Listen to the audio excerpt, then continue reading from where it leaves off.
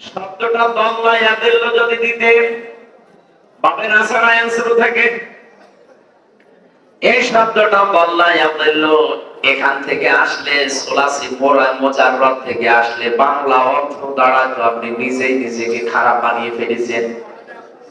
শব্দটা আদাল্লা ইয়াদিল্লু ভাবে ফাল থেকে এসেছে, এজন্য বাংলা অর্থ দাঁড়িয়েছে আপনার নিয়ত হয়তো ভালো ছিল কোন জায়গায় যাওয়ার, কিন্তু সেখানে কোরআন ছিল না, কোরআনের কর্মসূচি ছিল না, এজন্য আল্লাহ নিজে দায়িত্ব নিয়ে আপনাকে আরো খারাপ বানিয়ে দেবে।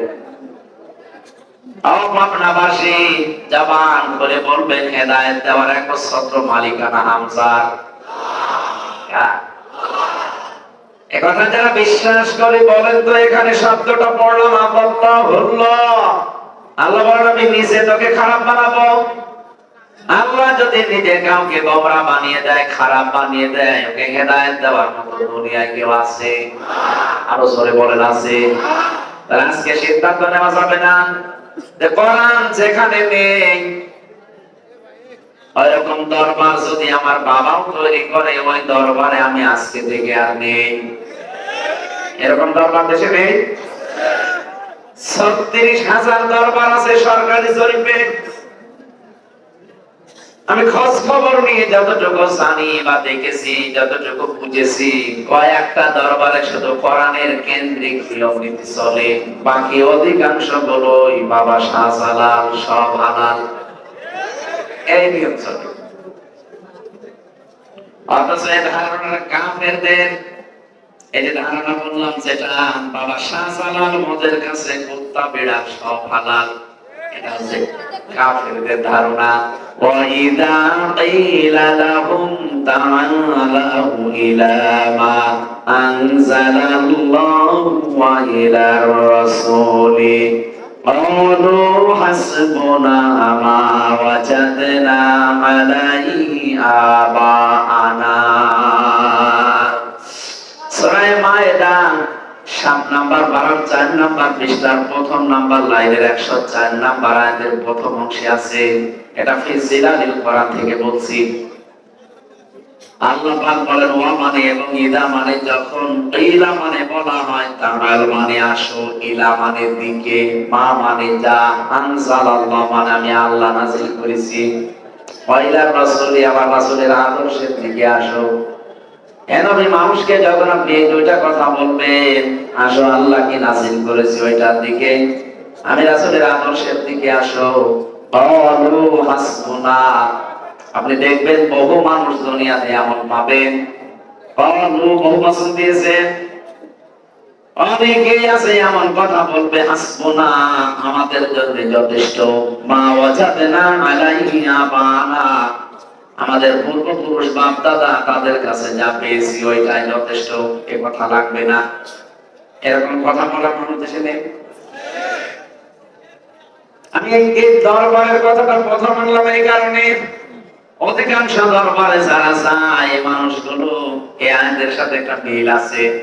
ওদেরকে যদি কোরআনে কারিমের নিয়ম দিয়ে হাদিসের ব্যাখ্যা দিয়ে কথা বলেন, এমনকি স্যার যদি বলে বিশ্ববিদ্যালয় স্যার, তারপর বলবেন রাখেন আমার বাবা কি আপনার ছাড়া কম বুঝতো, আমার দাদা কি কম বুঝতো, আমাদের পূর্বপুরুষ মুরব্বী যা করেছে আমরা তাই করব। আল্লাহ পরের শব্দে দিয়েছেন আওয়ালাও কানা, আমার ইস্তেফহাম প্রশ্নবোধক চিহ্ন, এটা ইন্টারোগেটিভ সেন্টেন্স। আল্লাহ যেন প্রশ্ন দিয়ে বলছেন আওয়ালাও কানা বাহুম লা ইয়ালামুনা শাইআন ওয়া লা ইয়াহতাদুন, যদিও এদের এই বাপদাদার পূর্বপুরুষ মুরব্বী পীর সাহেবরা ইসলাম সম্পর্কে তেমন কিছু জানতো না এবং হেদায়েতের উপরেও ছিল না, এরপরে ওই মানুষগুলো অন্ধভাবে তাদেরই মেনে চলবে। আমার তো মনে হয় আইনটা বাংলাদেশের জন্য খাস। দেখেন তো ৪৮,০০০ পেয়ে তাও সরকারি জরিপ, ছাত্রের জরিপ, ৪৮,০০০-এর ভেতরে মাত্র হাতে গোনা কয়েকটা জায়গায় দেখবেন ইসলামের নিয়ম নীতি কোরআনের নিয়ম চলে, বাকিগুলো অধিকাংশ জায়গায় সব বাবার নিয়মে চলছে। আমার কুষ্টিয়ার লালনের মাজার কেউ মানুষ আল্লাহর ওলির মাজার মনে করে, অথচ সারা দেশে মিলিয়েছে কয় মন গাঁজা না পাবেন তার সাথে বেশি গাঁজা পাওয়া যাবে দরবারে। বাংলাদেশে একটাই মাত্র জায়গা আমি পেয়েছি যেখানে পুলিশ পাহারা দিয়ে গাঁজা খাওয়ায়। আমার নিজের জেলা, আমি আর বেশি বলতে পারলাম না, আবার শেষে বদনাম পাইলাম। যে পর্যন্ত আছে পর্যন্ত সারা পৃথিবীতে আমার মনে হয় একটাই জায়গা আছে পুলিশ পাহারা দিচ্ছে, ওরা গাঁজা নিশ্চিত খাচ্ছে।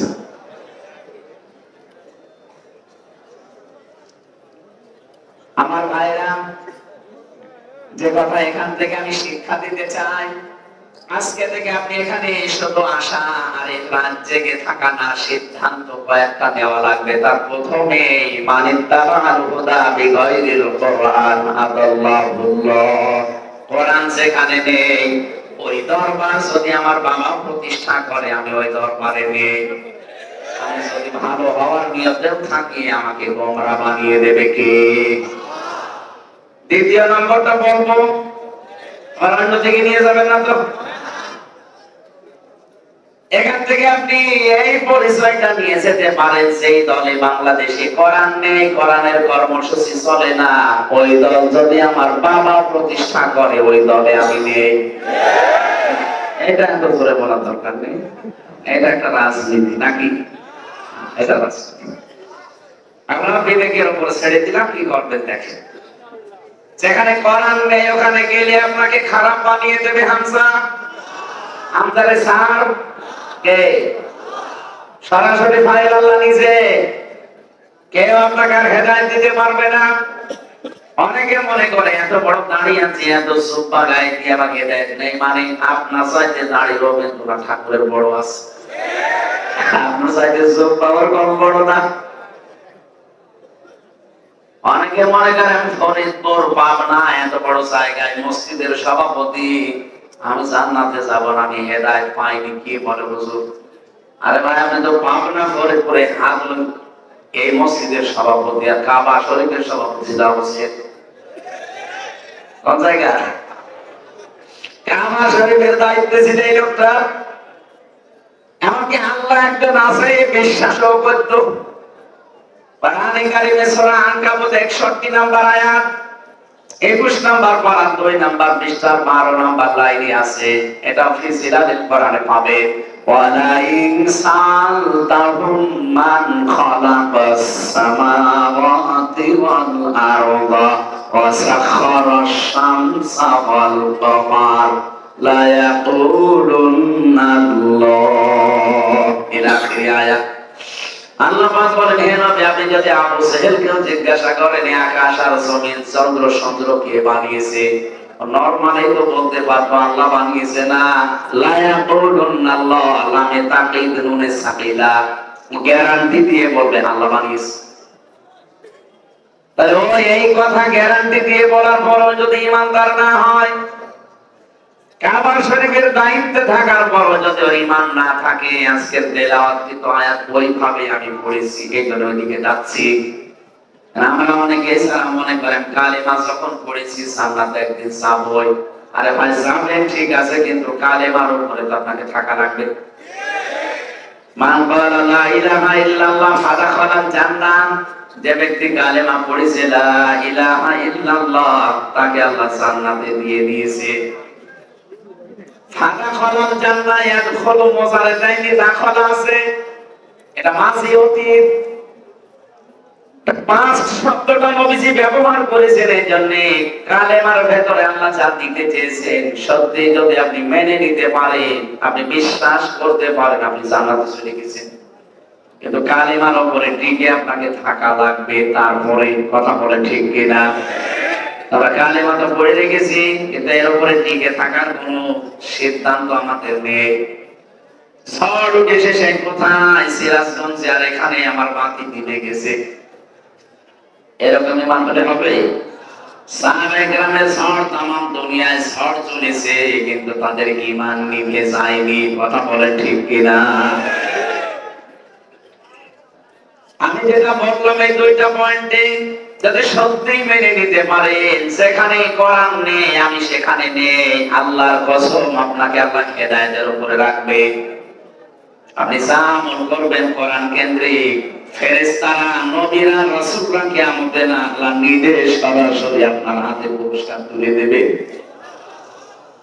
3 নম্বরে হাদিসের পয়েন্টে ছিল আমান হাকামা বিহি আদালা, যারা কোরআন দিয়ে বিচার ফায়সালা করতে পারে তারাই ন্যায় বিচার কায়েম করতে পারে।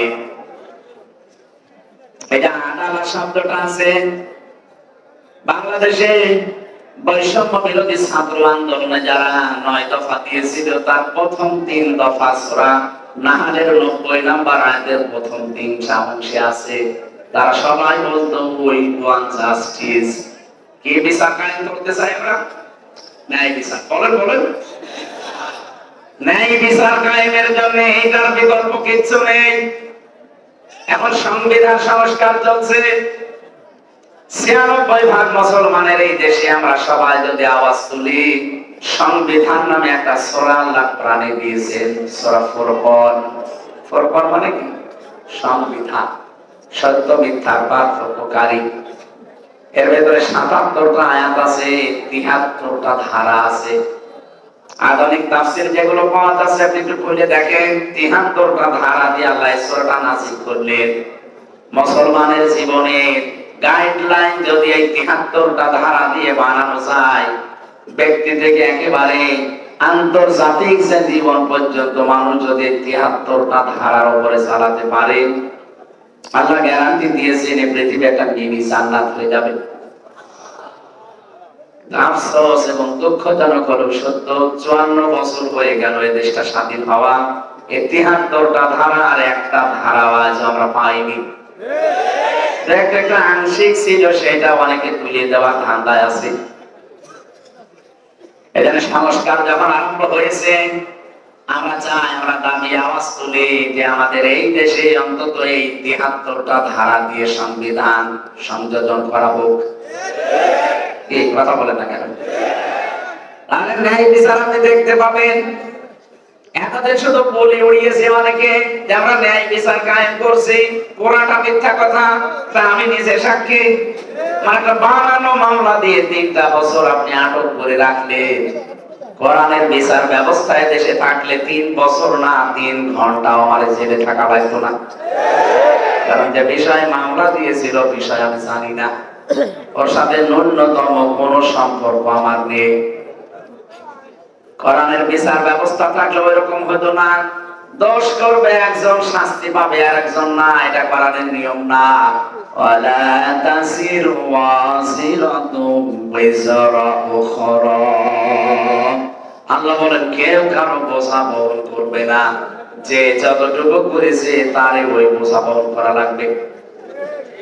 এটা আমরা কোরআনের বিচার ব্যবস্থা দেখতে চাই। যদি ন্যায় বিচার আপনি দেখতে চান, কোরআনের বিচার ছাড়া ন্যায় বিচার 100% সম্ভব না।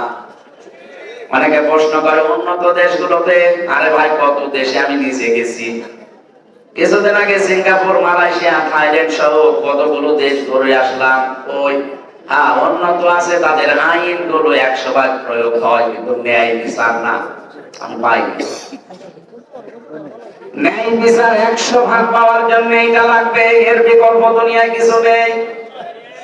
ওয়াকাযালিকা আনসালনাহু কুরআনান হুকমান আরাবিয়্যা, আল্লাহ পাক বলেন হে নবী আপনার প্রতি আমি যেটা নাযিল করেছি এটা কিন্তু হুকমান, সংবিধান।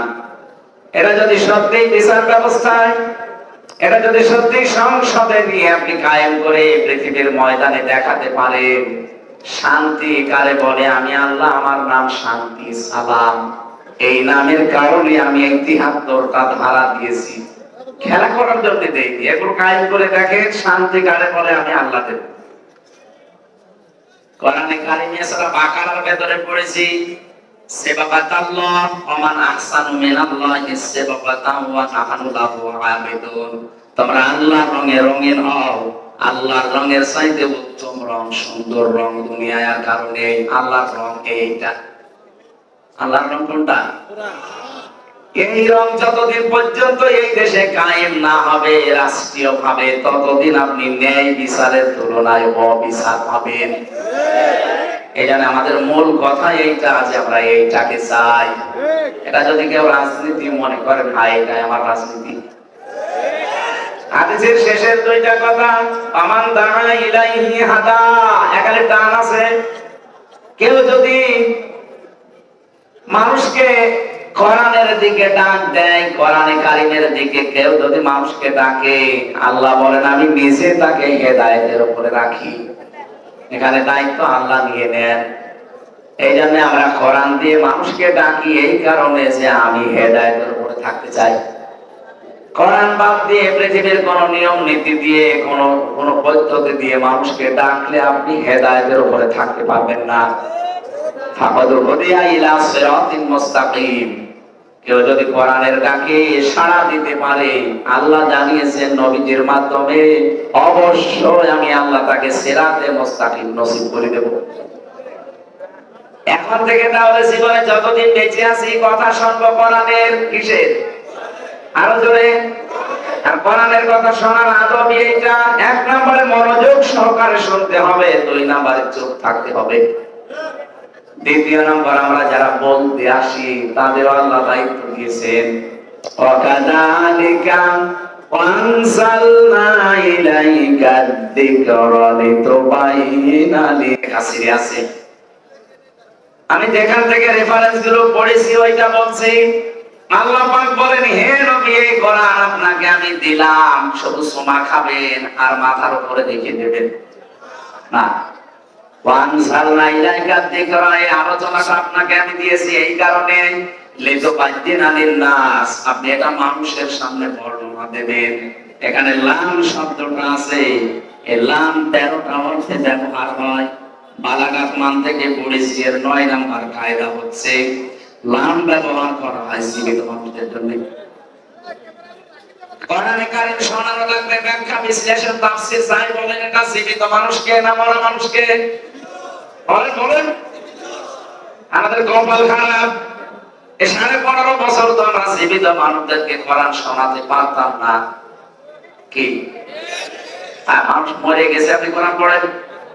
যারা বাধা দিত, ওদের বাপ মারা গেলে আমার ডেকে বলতো হুজুর কোরআন পড়ি দিন, বাবা মরে গেছে। আরে বেটা তোর বাবা তো মরেই গেছে, পড়ি করবো কি? এতদিন বেঁচে ছিল ওই সময় পড়লে কাজ হতো। কথা বলে না কেন? আল্লাহ আমাদেরকে সময় যেহেতু দিয়েছেন, সুযোগটা আমাদের কাজে লাগানো দরকার। কোরআনে কারীম এখন বর্ণনা হবে মরা মানুষের সামনে, না জীবিত? আপনারা মরে গেছেন না জীবিত আছেন? এখন আপনি জীবিত আছেন, আপনার দায়িত্ব এবার পরে শব্দে আল্লাহ ইয়াতাফাক্কারুন, কথাগুলো আজকে শোনার পরে বাড়ি যেয়ে চিন্তা ভাবনা করবেন যে আল্লাহ কি বলে আর আমি চলছি কোন দিকে। তাহলে আমার দায়িত্ব এটা খুলে খুলে জীবিত মানুষদের সামনে বলা, আর যারা শুনবে তার দায়িত্ব ওটা বাড়ি যেয়ে চিন্তা ভাবনা করা। কি কথা বলে না কেন? আমি তো আয়াতগুলো সব দলিল একেবারে আয়াত পারা পৃষ্ঠা লাইন রূপো সব বলে দিচ্ছি, খালি বাড়ি যেয়ে মিলিয়ে নেবেন, রেকর্ড করে নেন, একটাও তো পাবেন ইনশাআল্লাহ। এবার আসেন আমরা তেলাওয়াত কি আয়াতে যাচ্ছি, সূরা আলে ইমরান। তাফসীর আকারে কথা বলতে হলে 5টা বিষয় সামনে রাখা লাগে। একটা সত্য তেলাওয়াত, 2 নম্বরে মাতৃভাষায় অর্থ, 3 নম্বরে ঐতিহাসিক প্রেক্ষাপট শানে নজরুল, 4 নম্বরে ব্যাখ্যা, 5 নম্বরে শিক্ষা নিয়ে বাড়ি যাওয়া। এখন রাত যত গভীর, আমার তখন খালি একটু শুতে দেরি, ঘুমিয়ে যাবে। তারপরে এই জোর করে চালাচ্ছি, যতক্ষণ পারি আমি চালাই। আপনারা তাফসীর আকারে কথা বলছি, পুরাটা হয়তো না আসলেও কিছু কিছু আসবে ইনশাআল্লাহ। প্রথমটা আমরা তেলাওয়াত শুদ্ধভাবেই করেছি যারা পারে। 2 নম্বর মাতৃভাষায় আগে অর্থ বলছি। আল্লাহ ডাক দিয়েছেন ঈমানদারকে, কাকে? আল্লাহ বলেন, ইয়া আইয়ুহাল্লাযীনা আমানু, ওহে যারা ঈমানের দাবি করো, ইত্তাকুল্লাহ, আমি আল্লাহকে ভয় করো, হাক্কা তুকাতিহি, যেমন ভাবে ভয় করা দরকার। ওয়ালা তামুতুন্না, মরবা না, ইল্লা ওয়া আনতুম মুসলিমুন, যতক্ষণ মুসলমান না হতে পারো। এটা বাংলা অর্থ। এবার আসেন তো প্রথম শব্দটা দেখে, আল্লাহ ডাক দিয়েছেন কাকে? কথা বলেন। এবার গুরুত্বপূর্ণ জিনিস আসছে সামনে, কথা বলা যাবে না ভাই।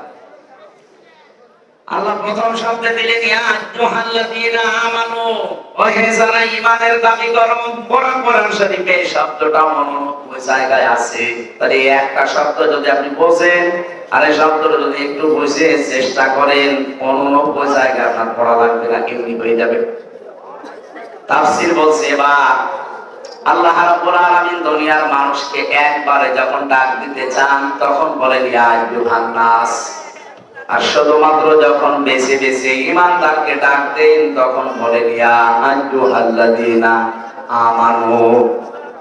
মুফাসসির একটু বাড়িয়ে বলেছেন যদি ঈমানদারকে যখন শুধু আল্লাহ ডাক দেন তখন এমনিতে ডাকেন না, তার কুদরতি হাত এভাবে উঁচা করে ডাকে ইয়া আইয়ুহাল্লাযীনা আমানু, ওহে যারা ঈমানের দাবি করো।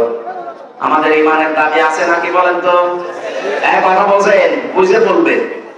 কেউ যদি ঈমানের দাবি করে, ঈমানের দাবি করা মানে আল্লাহকে বিশ্বাস আমি করি 5টা বিষয়ে। এই যে স্যাররা হয়তো ছোটবেলায় আমাদেরকে পড়িয়েছেন আমানতু বিল্লাহি কামা হুয়া বিআসমাইহি ওয়া সিফাতিহি ওয়া ক্বাবিলতু জামিআ আহকামিহি ওয়া আরকানি। ওই সময় যখন মক্তবে পড়েছি বুঝি নাই, এখন দেখছি তামাম দুনিয়া আখিরাত আল্লাহ সব এই শব্দের ভেতরে লুকিয়ে রেখেছে। ওরা কোরআন শরীফ ওই 5টা বিষয়ের ভেতরে আছে। দুনিয়ার পুরা জীবন আখিরাতের বিশাল জীবন সব এই 5টা জিনিসের ভেতরে। কেউ যদি বলে আমানতু বিল্লাহ, আমি ঈমান এনেছি আল্লাহর উপরে, কোন আল্লাহ? কামা হুয়া, যার অস্তিত্ব আছে। প্রশ্ন আসতে পারে পৃথিবীর সব 4500 ধর্মের উপরে এখন ধর্ম আছে দুনিয়ায়, সব ধর্মের লোকরাই তো তাদের যাকে যারা ইবাদত করে মাবুদ বলে, যাকে মানে দেবতা বলে, গড বলে, যাই বলে, সবাই তো তার অস্তিত্ব দেখে দেখে ইবাদত করছে। আমরা বরং না দেখে ইবাদত করি, আর হিন্দুরা দেখে দেখে ইবাদত করছে। কি আপনি পুরো শব্দটা মিলাবেন, আমানতু বিল্লাহ, আমি এমন আল্লাহর উপরে বিশ্বাস করলাম, কামা হুয়া, যার অস্তিত্ব আছে। আমাদের এই কথার সাথে পৃথিবীর অন্যান্য ধর্মে যারা আছে তাদের মিল আছে। আপনি খ্রিস্টানদের দিকে তাকান, ওরা বলবে আমরাও যারা ইবাদত করি তারও তো অস্তিত্ব আছে, আমরা আপনারা এক খোদায় বিশ্বাসী আর আমরা 3 খোদায়। খ্রিস্টানরা এই কথা বলবে যে আমাদের খোদা 3টা, আমাদের খোদার বউ আছে, ছেলে আছে, মারিয়াম এবং তার সন্তান ঈসা আলাইহিস সালাম, যিশু করে ডাকে তারা। আপনি ইহুদিদেরকে জিজ্ঞাসা করা বলবে হ্যাঁ আমাদেরও আল্লাহ একজন আছে, কিন্তু তার ছেলে আছে উসাইর আলাইহিস সালাম, বলেন নাউজুবিল্লাহ। হিন্দুদেরকে জিজ্ঞাসা করলে ওরা বলবে 2টা 3টা না, আমাদের 33 কোটি। কত? আচ্ছা নাম সবাই বলতে পারবে না, কিন্তু ওদের দেবতার সংখ্যা 33 কোটি। কিছু কিছু জিনিসকে ওরা ভাগ করে দিয়েছে। এই যে দুর্গা ও ফসলে বরকত দেয়, সরস্বতী ব্যবসায় বরকত দেয়, এক একজনের উপর এক একটা দায়িত্ব দিয়ে রেখেছে। আমাদের প্রথম শব্দের সাথে ওদের মিল আছে। দ্বিতীয় শব্দটা কি বলা হয়?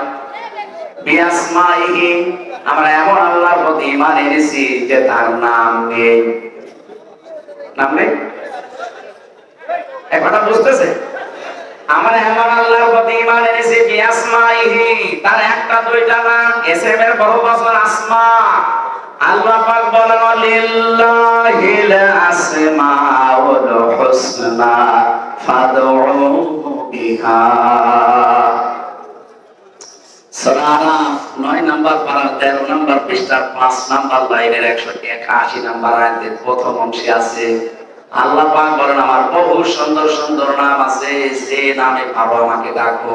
কিন্তু ওয়াদারুল্লাযিনা ইলহাদুনা ফি আসমাই, আমার নামকে যারা ইলহাদ করে, আমার নামকে যারা উল্টা পাল্টা করে ডাকে, পরিবর্তন করে দেয়, তাদের সাথে তোমরা ডাকবা না। এই নির্দেশ কার? বলেন যদি এটা রাজশাহী বিভাগের ভেতরে মনে হয়, রাজশাহী, খুলনা, রংপুরে বিভাগগুলোতে আয়াতের ব্যাখ্যা না বললেও সমস্যা নেই, কারণ আমাদের সিকি রাজগার অন্তত ঠিক আছে। এগুলো ঝামেলা চট্টগ্রাম আর রংপুর সিলেট বিভাগে 2 বিভাগে এরা আল্লাহর নামে জিকির করে, কিন্তু পাশাপাশি আল্লাহর নামকে পরিবর্তন করে দিয়েছে। কিছুক্ষণ আল্লাহ জিকির করার পরে ইয়ালি বাবা, কেল্লা বাবা, ফতে বাবা জিকির হচ্ছে। এই যে তাহিরি সাহেব আছে না, আমি নাম নিতাম না, বলে ফেললাম আপনাদের শিক্ষার জন্য।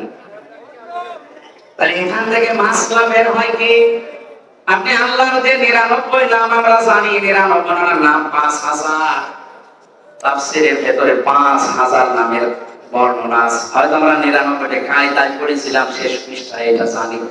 99টা ধরেন, আপনি যদি 99 যে কোনো এক নামের জিকির করেন, আপনার জিকির হবে ইয়া আল্লাহ বলেন, ইয়া রহমান বলেন, ইয়া রহিম বলেন, কিন্তু কেল্লা বাবা, ফতে বাবা কোথায় আছে?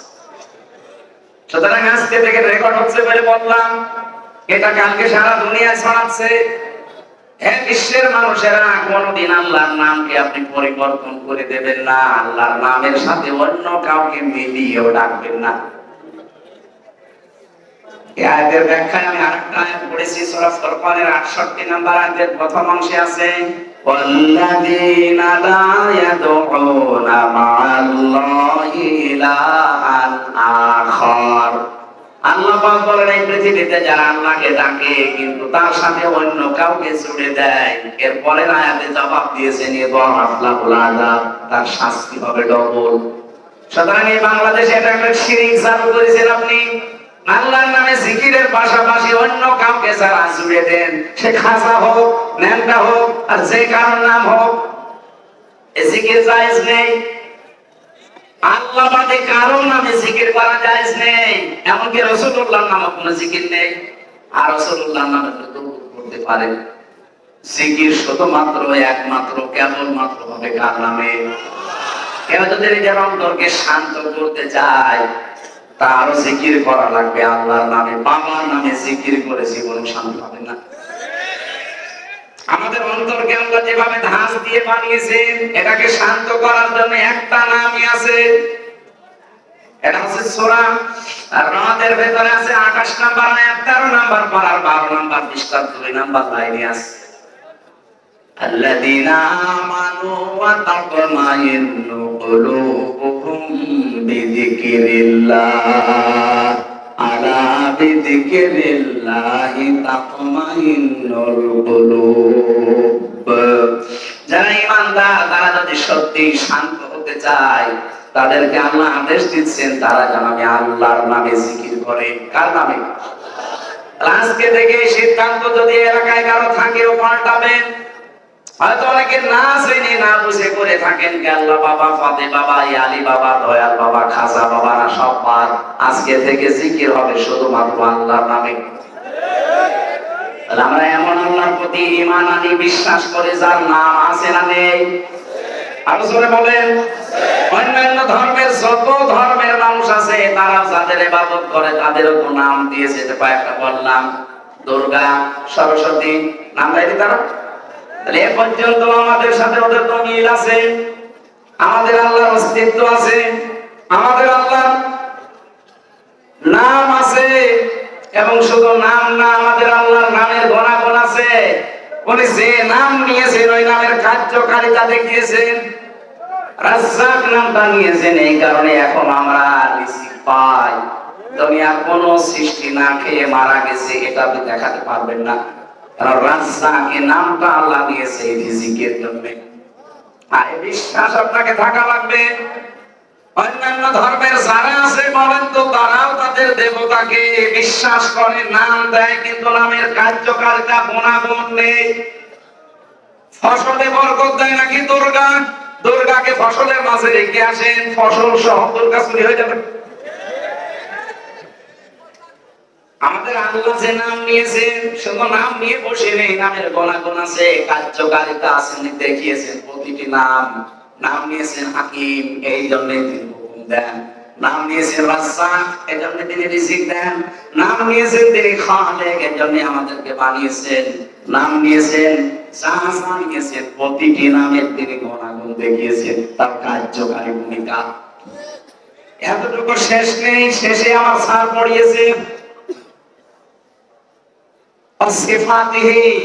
তার সিফাত আছে, গুণাগুণ আছে, নামের কবিলতু জামিয়া আহকামিহি ওয়া আরকানি, আমি কবুল করে নিলাম, আমি স্বীকার করলাম, আমি মেনে নিলাম তিনি আমাকে যত বিধান দিয়েছেন সবগুলো রকমের বহুবচন আরকান, হুকুমের বহুবচন আহকাম, যত হুকুম যত রকম আমাকে দিয়েছেন সবগুলো আমি মেনে নিলাম।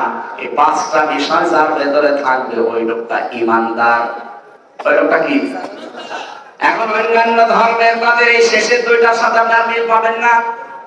এক নাম্বার হয়তো অস্তিত্বের দিক থেকে ওরা দেখায় এই যে অস্তিত্ব আছে, আমার দেবতা এটা, আমার গড এটা দেখাতে পারে। দুই নম্বরে নাম হয়তো মন মতো বানিয়ে দিয়ে দিয়েছে। তিন নাম্বার থেকে 4 নাম্বার 5 নাম্বার আমরা খুঁজে পাই না। এজন্য ইসলামের সাথে বাকি বিশ্বের 4,500 ধর্মের কোনো মিল নেই। একমাত্র ধর্ম, একমাত্র বিধান এই পৃথিবীতে একটাই, তার নাম ইসলাম। তার নাম কি? এবার আমি যে বিষয়ে বোঝাতে চেয়েছিলাম এই শব্দটা দিয়ে, ইয়া আইয়ুহাল্লাযীনা আমানু, আল্লাহ কিন্তু ডাক দিয়েছেন এই 5টা বিষয়ের সাথে যারা সম্পর্ক রেখে দুনিয়ায় মেনে চলে তাদেরকে। ঈমান এনেছি আমরা এই কারণে যে আমরা আল্লাহর ইবাদত করব। কি করব? বলেন বলেন। আমা খালাকুল জিন্না ওয়াল ইনসা ইল্লা লিয়াবুদুন, মানুষ আর জিন আমি বানাইনি, ইল্লা তবে বানিয়েছি লিয়াবুদুন, আমার ইবাদত করার জন্য। তাহলে আমাদের কাজ হবে প্রথমে ইবাদত। ইবাদতের আগে একটা কাজ আছে, তার নাম ঈমান। ইবাদতের আগে কি?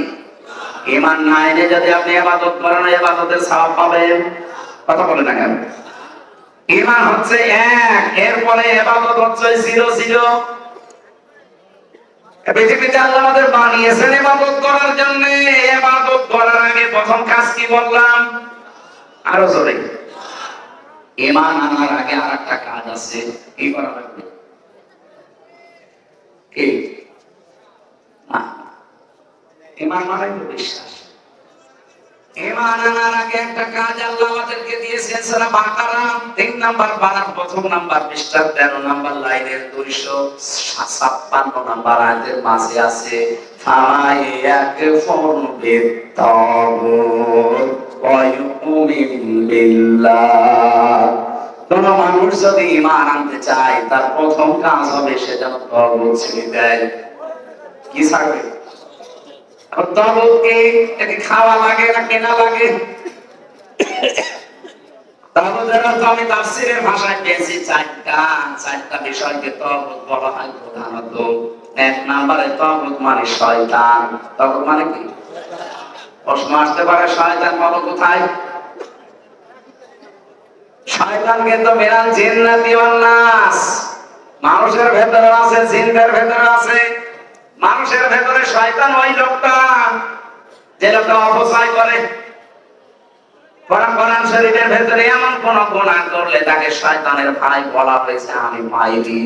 স্যার বসে আছে, বলেন তো একটা গুনার জন্য শুধু শয়তানের ভাই বলে আল্লাহ আখ্যা দিয়েছেন, ইন্নাল মুবাদ্দিরিনা কানু ইখওয়ানাশ শায়াতিন। যারা অপচয় করে এই মানুষগুলো শয়তানের ভাই। শয়তানের কি?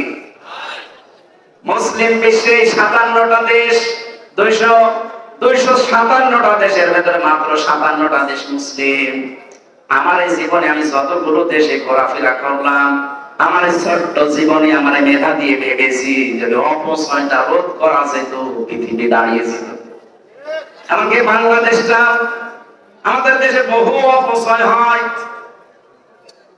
একেবারে ব্যক্তি থেকে শুরু করে রাষ্ট্র পর্যন্ত সব জায়গায় অপচয়টা রোধ করা দরকার। এটা কিন্তু শয়তানের ভাই হওয়ার প্রথম।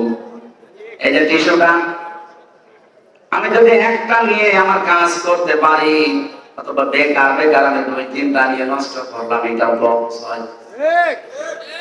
এইটা দিয়ে বললাম এরকম সব জায়গায় দেখে একটা মেয়ে বিয়ে দেবে, 50,000 টাকা হলেই হয়ে যায় না, ও 5 কোটি টাকা খরচ করছে। কি দরকার? অন্তত 1 লাখ টাকা দিয়ে মেয়েটা বিয়ে দিয়ে বাকি টাকাগুলো যদি মেয়ের সুখের জন্য আপনি মানুষকে কর্মসংস্থান তৈরি করে দিতেন, হাজার মানুষ তাদের প্র্যাকটিক্যাল লাইফে কর্মসংস্থান পেয়ে আপনার মেয়ের জন্য দোয়া করত। এরকম বহু জায়গায় আমরা অপচয় দেখতে পাচ্ছি। একটা একটা করে নাম ধরে বলতে গেলে সারা দিন অপচয় বলবো। এক কথায় জবাব দিচ্ছি, যারা অপচয় করেন তারা শয়তানের ভাই। শয়তানের ভাই সে কি শয়তান না? 2 নম্বরে শয়তান ওই লোকটা যে মানুষগুলো অশ্লীলতা ছড়ায়, যৌনতা ছড়াতে ভালোবাসে। জান্নাত থেকে আমাদের আদি পিতা হাওয়া আলাইহিস সালাম, আদম আলাইহিস সালাম আর হাওয়া আলাইহিস সালামকে বের করে দেবে। শয়তানের এই টার্গেট ছিল না, ওর প্রথম টার্গেটই ছিল তাদেরকে আমি উলঙ্গ করব। সাধারণ মানুষকে যারা উলঙ্গ অবস্থায় দেখতে চায় বুঝবেন এটা শয়তান। এখন যদি বাড়িতে যান, বাড়ি যেয়ে যদি আপনার স্ত্রী আপনাকে গালি দেয়, কুকুরের বাচ্চা, না রাগ হবে? না না। আপনার মাথায় যদি নিবেদ করতে থাকে আপনি রাগ করতে পারেন না। চিন্তা করবেন কি গো, একটা শিক্ষিত মেয়ে, একটা ভদ্র ঘরের মেয়ে আমার কোনোদিন মাথা উঁচু করে কথা বলে না, হঠাৎ আসছে আমার শুকুরের বাচ্চা, কুকুরের বাচ্চা গালি দিয়েছে, ঠিক এর সিনে ধরেছে। স্বাভাবিক নেই, এর সিনে ধরেছে, এই জন্য আমার উল্টা পাল্টা গালি দেয়। তাছাড়া কোনোদিন আমার মুখের উপরে মুখ তুলে কথা বলে না। এত ভদ্র এত শিক্ষিত মেয়ে হঠাৎ গালি দেয়, কিসে ধরেছে? বলেন বলেন। মানুষ হিসাবে স্বাভাবিক জীবন যাপন করবেন না, আপনি অশ্লীলতা ছড়ান, যে অঙ্গগুলো ঢেকে রাখার কথা ওগুলো আর উন্মুক্ত করে মানুষকে দেখান, তখন আপনি চিন্তা ভাবনা করে বুঝে নেবেন যে আপনি আর স্বাভাবিক নেই। শয়তান আপনাকে দখল করে ফেলেছে।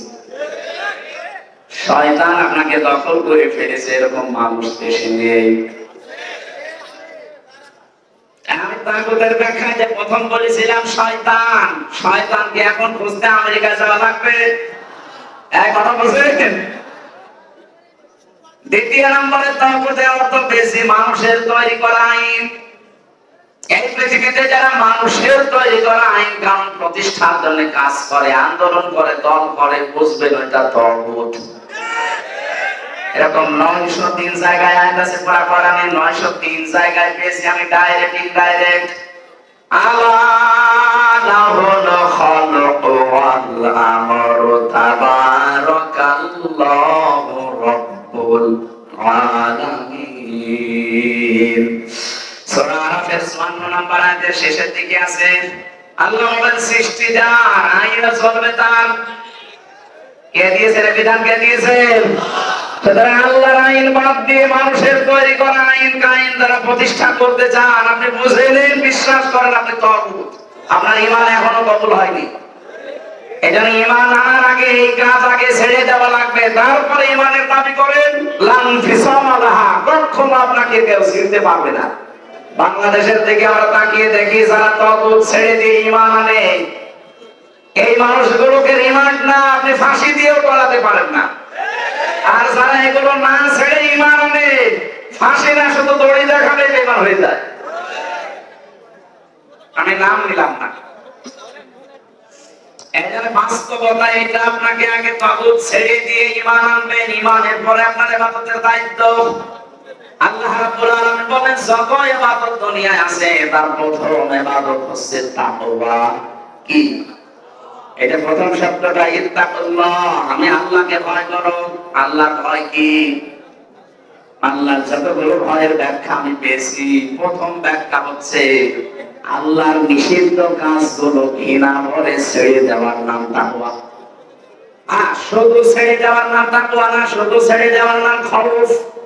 আপনি যদি কোনো কাজ এমনি ছেড়ে দেন, এই যে বাঘ দেখে মানুষ ভয় পায়, সাপ দেখে ভয় পায়, পুলিশ দেখে ভয় পায়, পায় না? এখন ঠান্ডা হয়ে গেছে দেখছেন না, 2-3 জন দাঁড়িয়ে আছে, যদিও অস্ত্র মনে হয় নেই, শুধু পোশাক দেখে মানুষ ভয় পাচ্ছে। এই ভয়ের নাম আরবিতে খৌফ। নাম কি? আর আল্লাহর ভয় যেটা, আল্লাহর নিষিদ্ধ কাজগুলো আপনি শুধু ছেড়ে দেবেন না, ঘৃণা করে ছেড়ে দেবেন, এর নাম হচ্ছে তাকওয়া।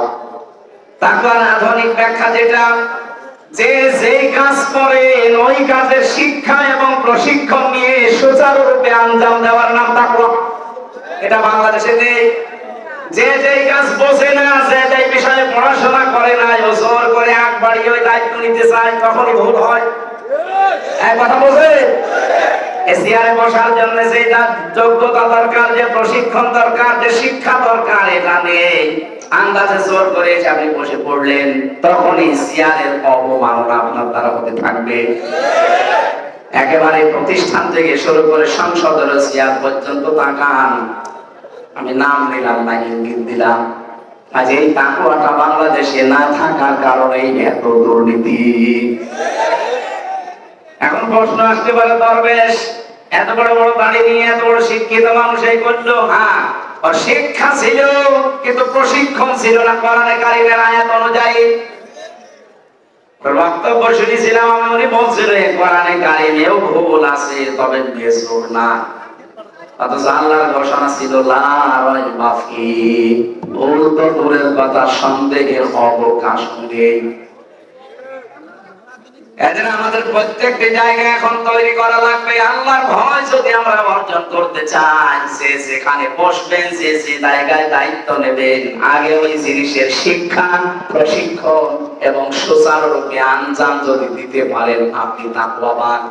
আর এই মানুষগুলো আমরা তৈরি করতে চাচ্ছি, কথা বলে ঠিক কিনা? এটা তৈরি না হলে খালি জোব্বা গায়ে দিয়ে পাগড়ি মাথায় দিয়ে মসজিদে বসে হু হু করলে আল্লাহর ভয় হয় না।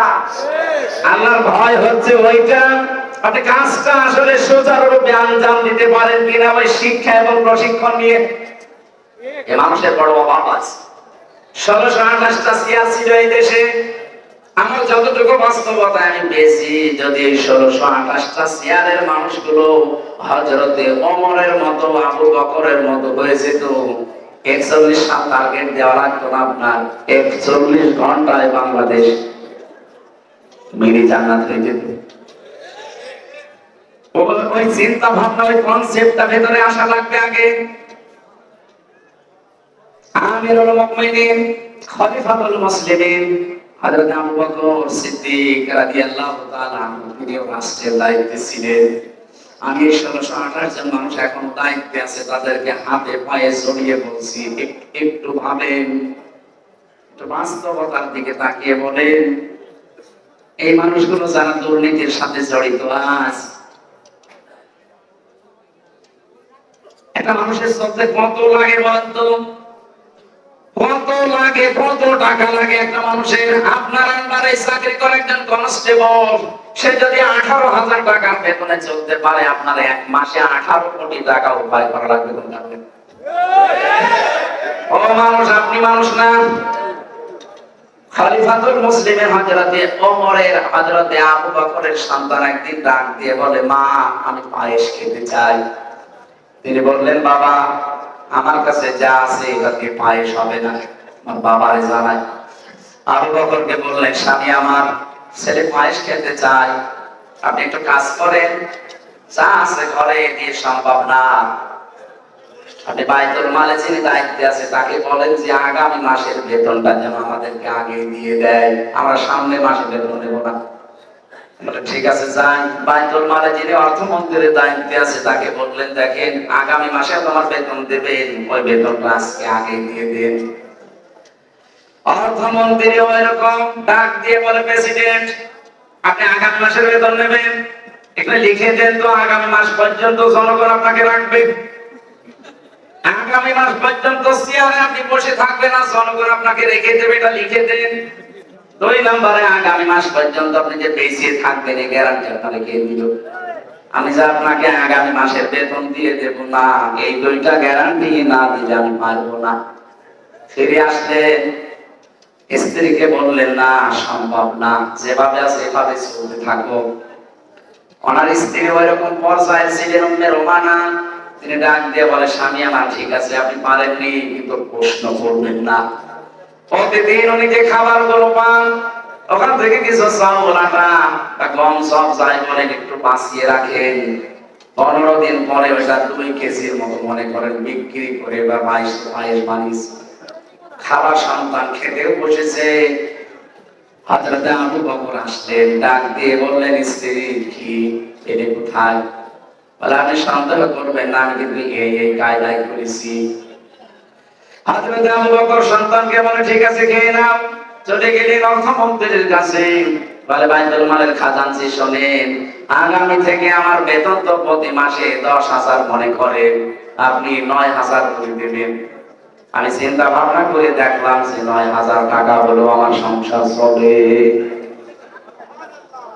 এরকম মানুষের মন মানসিকতা যদি এই দেশে আমরা 1628 জনকে পেয়ে যেতাম, আল্লাহর কসমে দেশটা শক্তি দাঁড়িয়ে যেত। আপনার বিশ্বাস না হলে আমি দুইজনের নাম বলছি, ওনাদের তো মানুষ, ওনারা তো মন্ত্রী ছিল। আপনি খারাপ মনে করলো, আমি বাস্তবতা বলছি। এই পাবনার সন্তান মাওলানা মতিউর রহমান নিজামী, এটা ফরিদপুর জেলার সন্তান আলী আহসান মোহাম্মদ মুজাহিদ। কি তারা মন্ত্রী ছিল না? তারা এমপি ছিল না? তারা চালায়নি এগুলো?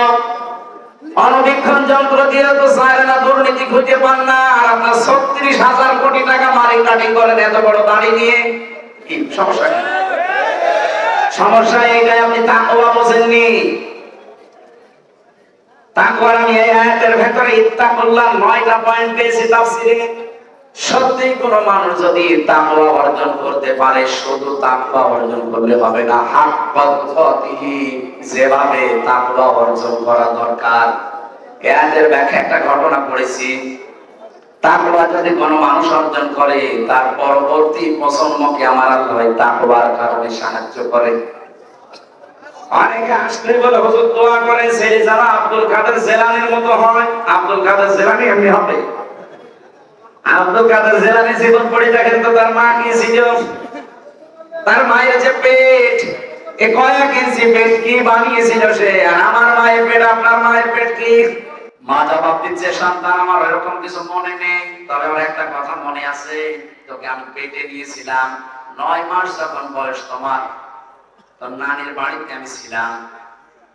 ওই সময় উঠানের উপরে যে রোদে শুকাতে দেয় আচার টক জাতীয়, এটা তুলে খেয়ে ফেলেছি। পরবর্তীতে জানলাম ওটা তোমার আপন নানির না, পাশের বাড়ির একজনের শুকাতে দিয়ে গেছে।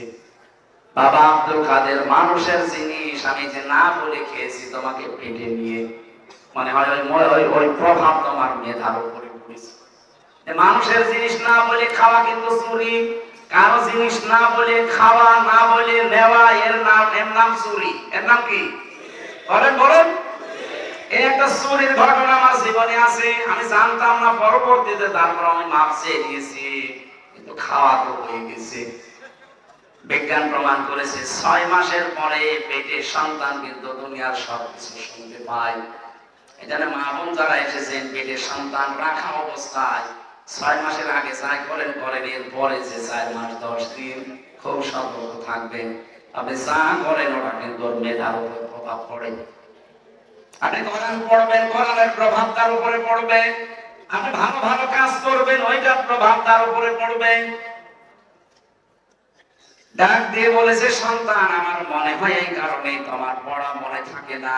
ঠিক আছে, যাই হয়েছে হয়েছে, যাও। ভর্তি করে দিয়েছিল নাকি মাদ্রাসায়, পড়েছে মাদ্রাসায়। যে উস্তাদকে জিজ্ঞাসা করছে, স্যার আপনি যে পড়ালেন আলিফ বা তা সা, আলিফের মানে কি? উস্তাদ বলছে, আমি জানি না। জানেন না? যে জিনিসের মানে নেই, অর্থ নেই, ওই জিনিস পড়ে আমি সময় নষ্ট করবো না, আপনি অর্থ বলেন আগে। আমি ক্লাস 3-র একটা ছেলে পড়াতাম যখন বিশ্ববিদ্যালয়ে ছিলাম, কুষ্টিয়া শহর। পরে আমি বলছি, বলো আমাদের ছোট নদী চলে বাঁকে বাঁকে। আমাদের বংশ হুজুর দাঁড়ান, যে আমাদের আমায়াকার বয়াকার র, আমাদের লিখতে 4টা অক্ষর লাগে কেন? ওসাদ আমি জানি না। আমাদের আপনি আগে বোঝান না, আমাদের লিখতে 4টা অক্ষর লাগবে কেন? 3টা হলে হয় না কেন? পরের শব্দে ছোট নদী যাবো আগে, এটা বলেন। চিন্তা করলাম, আল্লাহ একই এরকম করে যদি এদেশের মানুষগুলো কোরআনে কারীম বোঝার চেষ্টায় থাকতো, তাহলে আমার এই দেশে অন্যায় করা মানুষ খুঁজে পাওয়া যেত না।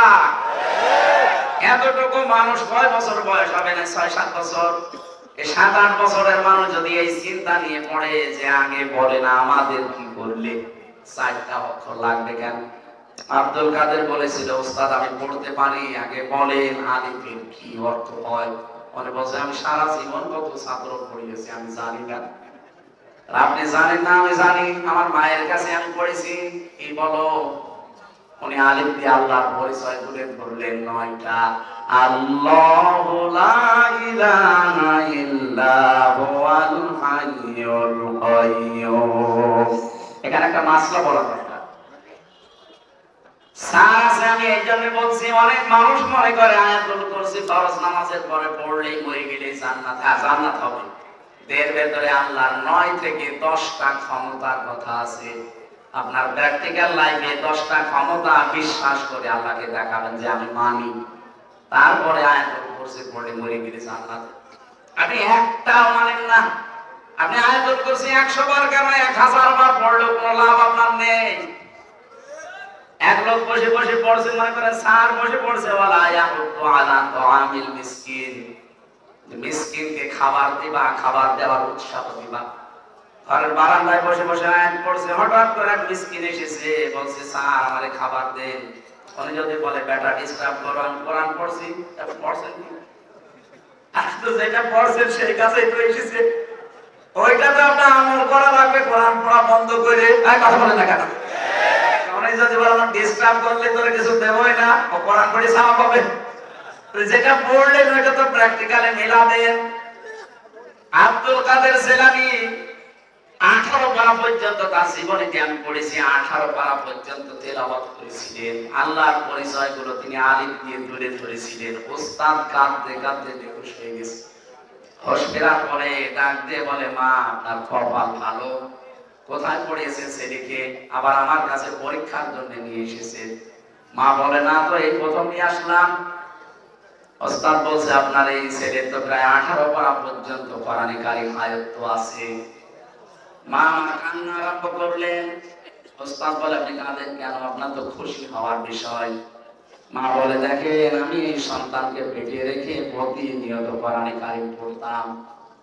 আমার সাংসারিক কাজ কারবার যত ছিল, ওই কাজ কারবার করতে গিয়ে আমি কোরআনে কারীম পড়েছি। আমার কাছে মনে হয়েছে সন্তানটা জন্ম নেওয়ার পরে পাশে বসিয়ে বসিয়ে যখন ফজরের পরে পড়তাম, ও আমার দিকে তাকিয়ে মুখ মেলাতো। আমার আফসোস হচ্ছে, এই জন্য আমি নিজেও কোরআনের হাফেজা। যদি কষ্ট করে আরেকটু 30 পারায় প্রতিনিয়ত আমি আমল করতাম, আমার এই ছোট সন্তান এতটুকু বয়সে 30 পারা কোরআনের হাফেজ হয়ে যেত। মা বোন এসেছে কিনা আমি জানি না। সম্মানিত মা বোনেরা, কি মনে করেন সন্তান শুধু দোয়া করলেই ভালো হয়? ওকে পেট ঠিক করেন। এই কয়েক ইঞ্চি পেট অনেক দামি জায়গা। কত মানুষকে আপনি দেখান, কোন নজরে দেখান বলেন তো? কত মানুষ আছে দেখি, স্ত্রী যদি একটু সুন্দর হয়, ও দিশাই পায় না করবে কি, আরো সুন্দর করে সাজায়, মানুষকে দেখায় মোটরসাইকেলে করে, যে জিনিস আমার আছে। স্যার আছে বলে আমি বললাম না। ওই গোল চত্বর যেটা পছন্দ করে, ওখানে একবার দাঁড়িয়ে আছি, দেখি একটা মোটরসাইকেল নিয়ে আসতেছে। সালাম দিলাম, দাঁড়িয়ে বললাম যে কে? তোমার ভাবি। কি পরিয়েছেন? সারা তো তাকানো যায় না, কি শাড়ি না মশারি? আমার কানের কাছে মুখ নিয়ে বলছে, হামজা সারা জীবন তো আমি দেখলাম, আমি আর কত দেখবো? এলাকার মানুষের হক নেই, হক আদায় করে বেড়াচ্ছি। তোমার ওই স্ত্রীর পেটে ভালো সন্তান আপনি কি করি? কত মানুষ কত নজরে তাকায়। মানুষের নজরের একটা পাওয়ার আছে। এটা যে আমার এক জায়গায় দেখি, ক্ষেতের ফসল নষ্ট হয়ে যাবে, তাহলে কালো হাড়ে দিয়ে তখন দান দিয়ে রাখে, চোখের নজর পড়ে ওইদিকে। সম্মানিত মা বোনেরা, সন্তান এখনো যদি আব্দুল কাদের জিলানীর মতো সন্তান, যদি আল্লাহর ওলি মার্কা সন্তান উপহার দিতে চান, পেট ঠিক করবে। কয়েক ইঞ্চি পেট খুব দামি জায়গা, উল্টা পাল্টা জিনিস পেটে দেওয়া যাবে? উনি শুধু না বলে জিনিস খাওয়ার কারণে যদি ওই মেভা মধার উপরে পড়ে সন্তানের, আমাদের যারা পেটে নেয় কত কিছু না পেটে খেয়ে হজম করতে। সম্মানিত মা বলেন, আপনাদেরকে কয়েক মিনিটে খুব গুরুত্বপূর্ণ একটা তথ্য জানাচ্ছি। আপনি শক্ত হবেন। আপনার স্বামী যেই হোক, যদি প্রধানমন্ত্রী আপনার স্বামী হয়, শক্ত হবেন। যদি কুলি মজুর হয়, তাও শক্ত হবে। বলবেন, দেখো তুমি যাই করো করো, হারাম উপায় করলে কিন্তু আমার সাথে তোমার আর হবে না। তুমি হারাম ইনকাম করে হয়তো 10,000 জায়গায় 50,000 নিয়ে আসবে। ওই টাকা পয়সা দিয়ে রান্না বাড়া করে হয়তো সুস্বাদু খাবার আমি খাবো, কিন্তু হারাম ইনকামের খাবার দিয়ে যে সন্তান পেটে আসবে, কত জন্মগত ভাবে হারামখোর হবে, বলেন? ওটা জন্মগত ভাবে তো হারামখোর। ওরকম হারামখোর সন্তান আমি 10 মাস 10 দিন পেটে রাখবো কষ্ট করে, কোন কারণে? সুতরাং হারামখোরকে আমি পেটে রাখতে রাজি না, এমনকি হারামখোর জন্ম দিতেও রাজি না। হয় তুমি আমাকে রাখো, না হারাম ছাড়ো। আপনি শক্ত হন, আপনার স্বামী বাধ্য হবে। কারণ 100টা পরিবারের 98টা স্বামী বাম হাতের ইনকাম করে তার স্ত্রীর কারণে। তা আমরা যেন পাগলামি না করি। কার জন্য কি করবেন? আপনার স্ত্রী, আপনার ছেলে মেয়ে, আপনার মা বাবা, কেউ না। সব আপনার চোখ বন্ধ হওয়ার পরে শত্রু হয়ে দাঁড়াবে। বিশ্বাস যদি না হয় 100 বছর পর, মাত্র 100 বছর পরে পাবনা ফরিদপুরে ফিরে আসেন, আপনাকে যদি কেউ চেনে আমি কি বলেছি, আমি আমার 3 পুরুষের উপরে আসিনি না। আমার বাবার নাম রিয়াজউদ্দিন, তার বাবার নাম জাহান আলী, তার বাবার নাম নোমাজ আলী, এরপরে মারা জাহান আলী। আমি জানি না, সত্যি বলছি আমি জানি না, আর আমার দরকার নেই জানার। এখন যদি নোমাজ আলীর বাবা মাত্র 60 থেকে 62 বছর আগে মারা গেছে, এই লোকটা যদি এখন কুষ্টিয়া এসে বলে 2 তলা বাড়ি আমার, এই ভিটা আমি কিনেছিলাম, ওর দাম খুব ফেলে ফেলবো না? কিসের নোমাজ আলীর বাবা? আমি তো নোমাজ আলীরই চিনি না। এই হচ্ছে দুনিয়া। সুতরাং এইটার পেছনে থেকে যাদের জন্য যা করছেন, হয়তো বাম হাতের ইনকাম করলে আপনার এই অবৈধ ইনকামের সুখ সেটা, এটা আপনার বউ, আপনার ছেলে মেয়ে, মা বাবা ভোগ করতে রাজি আছে, কিন্তু এটার দ্বারা যে গুনাহ হয়, একটা গুনাহ আপনার স্ত্রী দেবে না। এটা না, আমরা যেন পাগলামি না করি। আমি সহ যারা আছি আমরা আর পাগলামি করব? হারাম ইনকাম বন্ধ করা লাগবে। কে কথা বলেন না কেন? তাহলে তোমার ভবিষ্যৎ প্রজন্ম ভালো হবে। আর যারা হারাম ইনকাম একেবারে বাবা শাহজালাল সব হালাল করে রেখে যাচ্ছে, পরবর্তী প্রজন্মের ভেতরে প্রভাব পড়বে। এই জন্য হাত পা দুপাতিহি দরকার। ভয় করলে হবে না, ভয় করার মতো ভয় করা লাগবে। এখানে অনেকগুলো ব্যাখ্যা ছিল, আমি আর সময় বেশি দিতে পারছি না, তাড়াতাড়ি করছে। এই জন্য ওয়ালা তামুতুন্না ইল্লা ওয়া আনতুম মুসলিমুন, মরবা না যতক্ষণ মুসলমান হতে না পারো। প্রশ্ন আসতে পারে, আমরা তো মুসলমান আছি। আরে ভাই, শুধু মুসলমানে দিলে মানুষ মুসলমান হয়? শুধু মুসলমানে দিলে যদি মানুষ মুসলমান হয়ে যায় খাতনা করলে, তাহলে ছাগল কি? ছাগলেরও তো খাতনা করা আছে, ওকে মুসলমান?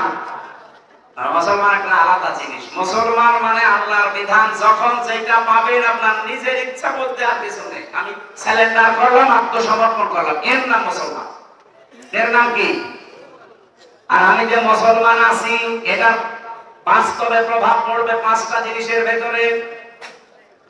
কোরআনে কারিমে সূরা বাকারা 108 নাম্বার আয়াতে আছে, 208 নাম্বার আয়াত, 208 নাম্বার আয়াতে তথ্যটা আছে, ইয়া আইয়ুহাল্লাযীনা আমানু দুখুলু ফিস সিলমি কাফা, ঈমানদার ইসলামে প্রবেশ করো পুরোপুরি। পরিপূর্ণভাবে ইসলামে প্রবেশ করেছে কিনা এটা চিহ্ন সিম্পটম কি? 5টা। 1 নাম্বার, আপনি আত্মসমর্পণকারী হবেন আল্লাহর বিধানের সামনে। 2 নাম্বার, আপনার কাজে কামে ইখলাস থাকবে, লোক দেখানো না, যা করব আমি আল্লাহর জন্য। 3 নাম্বারে আপনার আকীদা শুদ্ধ থাকবে, বিশ্বাস, ঈমান। 4 নাম্বারে আপনার লেনদেন স্বচ্ছ হবে, যতদিন যাবে আপনার লেনদেন স্বচ্ছ হবে। 5 নাম্বার, আপনার উন্নত চরিত্রের অধিকারী হবেন আপনি। এই 5টা বিষয় যখন জীবনে দেখবেন যাহা মিলছে, তখন আপনি বিশ্বাস করতে পারেন আমি ইসলামে প্রবেশ করেছি। আল্লাহ আমাদেরকে পরিপূর্ণ মুসলমান না হয়ে যেন মরণ না দেন, বলেন আমিন। আচ্ছা, ম্যাডাম অসুস্থ, আমি বাড়ি যাবো এখন। বাড়ি যেয়ে কালকে আবার ময়মনসিংহ আছে, দিনের বেলা আপনাদের কোনো আলোচনা থাকলে কথা বলাম। আমার 1 ঘন্টা 20 মিনিট হয়ে গেছে, আমি আর পারছি না, আজকের মতো চলে গেলাম। আগামীতে আসলে এত রাত পর্যন্ত আর দেবেন না, এশার পরে তুলে দেবেন। যে মাহফিলে নেন এশার পরে তুলে দেবেন।